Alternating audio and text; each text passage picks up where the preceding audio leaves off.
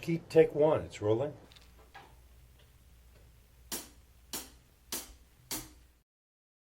The plans are to level it and make a stage here.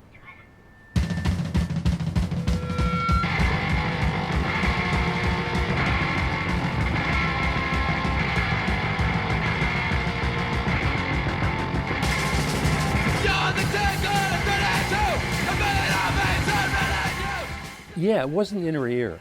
I think like that poster on the outside, Slickee boys dubbed it Studio B. It wasn't inner ear until one of the engineers I was working with in my basement started calling it inner ear, and it seemed like a good name, so why not?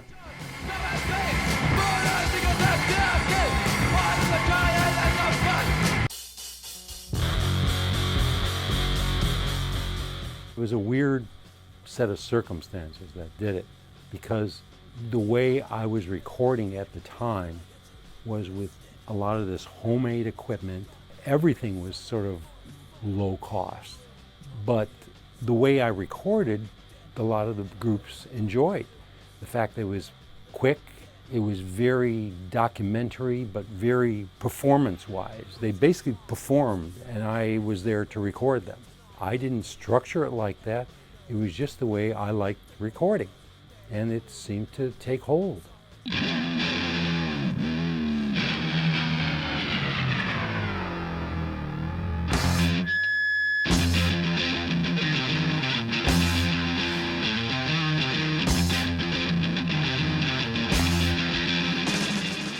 I didn't really want to be an engineer. I mean, I wanted to be someone who was actually experimenting with the groups. And they were basically, I was using them for experimentation in a lot of ways in a lot of my equipment that I built. It was a lot of playing around, a hobbyist type of approach.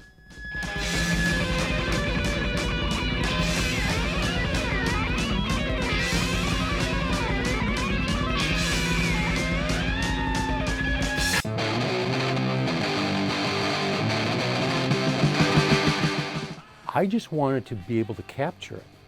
I didn't think, wow, they're playing too fast, or they're playing too loud, or there's too much screaming, or the guitars are distorted, or whatever.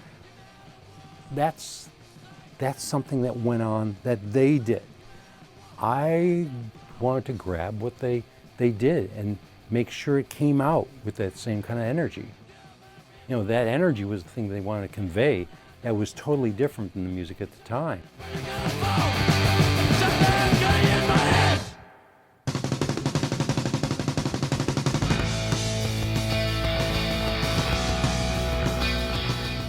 Skip Grohl played a big part in it too. I mean, he just spread the word all over the place.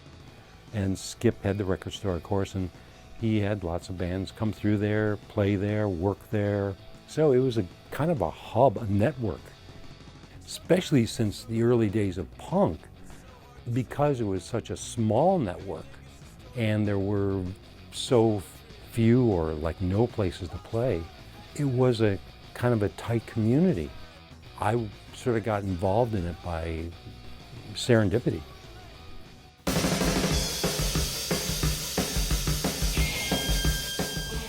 These were young punks. I mean, they had the energy, and they didn't want it to be stifled at all. I wanted to get it. I wanted to get it on tape. So it was kind of a natural relationship where, okay, you'll let us do anything we want, and I'll capture it.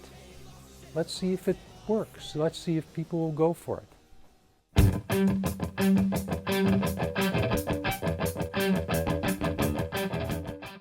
I've seen so many businesses try to grow themselves, and they grow themselves out of what they really are.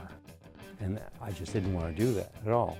If something's working, I try to keep it working. That's all there is to it. If the performance is the big gorilla in the room, what you've got, microphones, mixing boards, tape recorders, doesn't matter. When we have nothing left to give,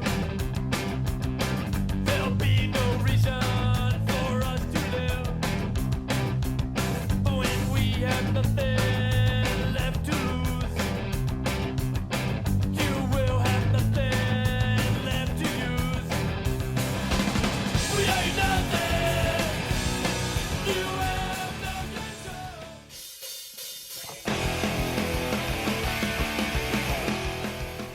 At the time, it was about 95% just getting it good right from the start.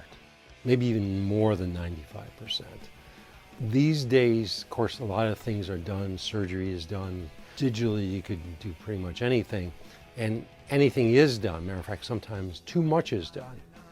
At the time, it was basically the way it was is the way it is.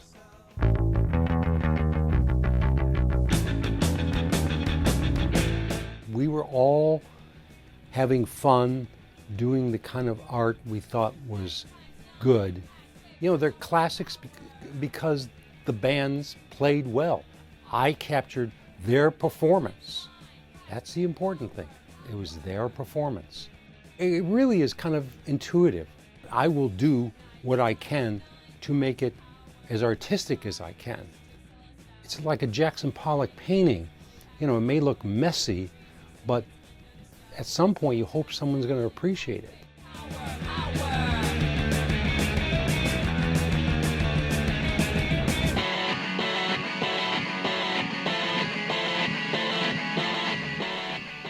The legacy, I mean, I don't even know what that word means really.